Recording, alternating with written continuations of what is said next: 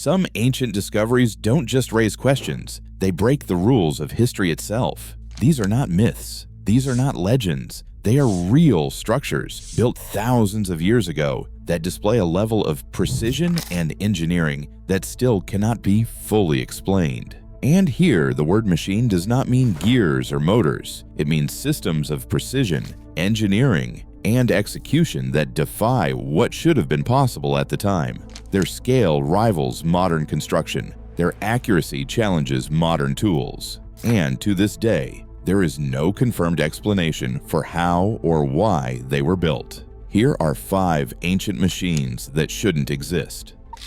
The first machine stands beneath the sands of Saqqara, Egypt. Here, in a labyrinth of underground tunnels, lie more than 20 granite boxes, each weighing between 60 and 100 tons. The corridors that hold them are barely 1 meter wider than the boxes themselves. Every chamber was carved from limestone, then fitted with a single monolithic sarcophagus, some with lids alone weighing over 20 tons. For centuries, these galleries remained hidden until Auguste Mariette, a French archaeologist, tracked a line of buried sphinxes through the drifting desert and uncovered the Serapeum in 1851. Mariette's diaries describe the hazards of crawling through unstable, choking passageways, only to encounter stone coffins so massive that their transport defies modern explanation. These boxes were quarried from Aswan, nearly 800 kilometers to the south, then shaped, moved, and finally lowered into place with clearances so tight that even today's engineers puzzle over the logistics. The interiors of some boxes are finished to a flatness and polish, approaching a mirror, measured in fractions of a millimeter, all within the confines of a pitch-dark, narrow vault. Despite extensive research, there is no confirmed explanation for how ancient workers carved, transported, and installed these granite giants with such precision. Engineers still debate the sequence of ramps, sledges, levers, and manpower that could have achieved this feat, especially in the cramped underground galleries of the Serapeum. The second machine lies deep within the granite hills of Bihar, India. This is the Barabar cave complex, carved into hard bedrock with a degree of surface perfection that still commands attention. Location: Bihar, India. Approximate age: more than 2,200 years old, dating to 250 to 200 BCE. Materials used: solid granite, what archaeologists and engineers agree on. The chambers are hewn directly from solid granite, not assembled from stone blocks. Inscriptions in Ashoka and Brahmi script record dedications to ascetic communities, supporting a Mauryan period date. Surface measurements show extremely low roughness, in the range of a few micrometers, producing a mirror-like polish. The continuous, highly reflective surfaces create measurable acoustic effects, including unusually long reverberation and amplified frequencies verified by acousticians. What remains unexplained? Despite extensive research, specialists have not established how this finish and acoustic performance were achieved. There is no confirmed explanation for the techniques Mauryan craftsmen used to produce such uniform gloss on hard granite, and no surviving manual describes the process. Engineers still debate the exact toolkit, sequence, and labor required to transform raw bedrock into what remains the smoothest ancient stone finish in India. The Barabar mirror caves remain a technical puzzle where careful measurement and observation meet unanswered questions. The third machine lies beneath the waves off Yonaguni Island at Japan's far southwestern edge. In water ranging from 5 to 25 meters deep, a massive stone formation rises from the seabed. The structure stretches nearly 200 meters in length, with broad, flat terraces and sharply defined steps carved into the sandstone bedrock. Divers describe long vertical faces and near right angles that run for tens of meters, forming blocky ledges and platforms that resemble an engineered monument more than a product of chance. The geometry is striking. Horizontal benches descend in regular tiers, while orthogonal jointing patterns in the rock create corners and walls that appear almost architectural in scale. Location: Yonaguni Island, Japan. Approximate age under debate, with no universally accepted chronology among researchers. Materials used: sandstone bedrock. Marine geologist Masaki Kimura began mapping the site in the late 1980s. He argued that the sharp edges, the symmetry, and the features he described as roads and pools suggest at least partial human modification. Kimura's surveys, including diver measurements and sonar maps, highlight rectilinear outlines and the apparent absence of large fallen blocks at the base of many faces.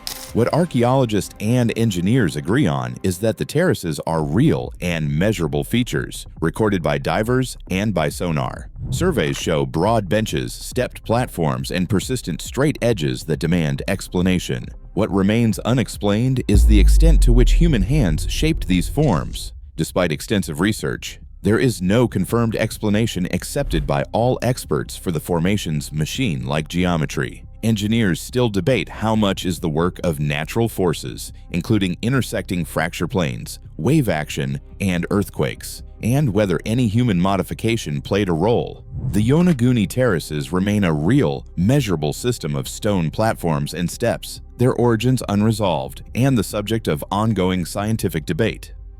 The fourth machine rises from the granite hills of southeastern Zimbabwe. The great enclosure sweeps across the landscape, a continuous stone ellipse with an outer wall reaching heights of up to 11 meters and stretching more than 200 meters around. This massive, curving wall was built entirely without mortar. Each block was quarried from local granite and trimmed and graded by hand. The largest stones anchor the base, while smaller, lighter blocks ascend in regular courses toward the top.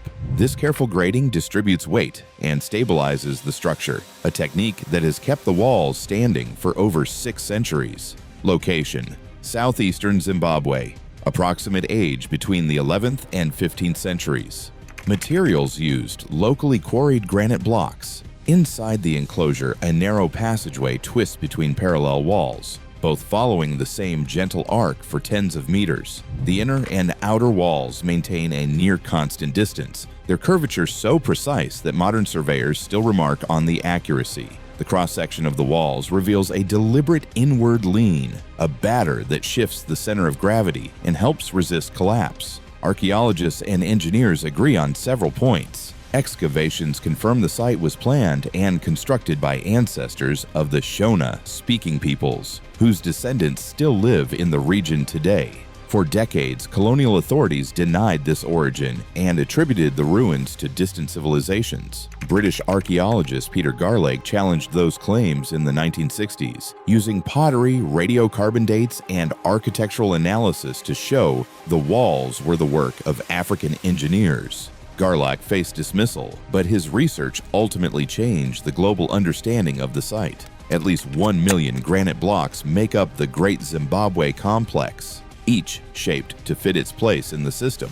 Builders worked in several phases between the 11th and 15th centuries, refining methods over generations. Despite extensive research, there is no confirmed explanation for how the builders controlled the wall's curvature and stability at such a scale, or how they managed the logistics of quarrying, dressing, and placing over 1 million stones without mortar. Engineers still debate the full sequence of construction and the surveying techniques used to maintain such precise alignment and long-term stability. The Great Zimbabwe Walls stand as a system of engineering that endures centuries of weather and seismic activity, yet many details of their creation remain partly unexplained within the stone.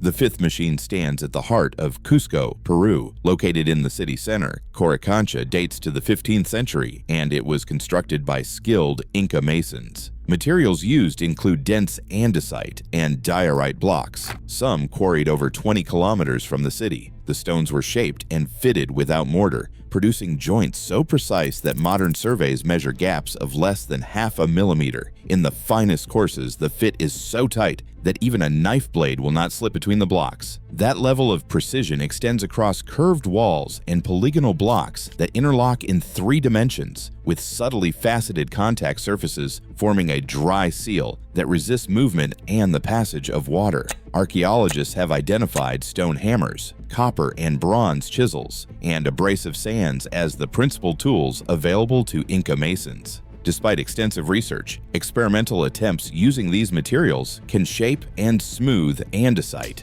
but the time and labor required to achieve consistent sub-millimeter joints, especially along complex curving boundaries, remain beyond what has been replicated in controlled studies. There is no confirmed explanation for how Inca masons achieved such precision and performance using only the known toolkit of the period. On March 31, 1650, a major earthquake struck Cusco, toppling the Spanish-built church and convent that stood atop the Coricancha foundation. Chroniclers recorded that colonial masonry cracked and collapsed, while the original Inca walls endured with only minor damage. The same pattern repeated in the earthquake of 1950. Engineers studying these events point to inward-leaning walls, wide bases, and complex interlocking joints as features that dissipate seismic energy and allow the structure to absorb shocks without catastrophic failure. Engineers still debate the full sequence of quarrying, shaping, transporting, and iterative fitting that produce the near-perfect joints and the earthquake resistance of Coricancha.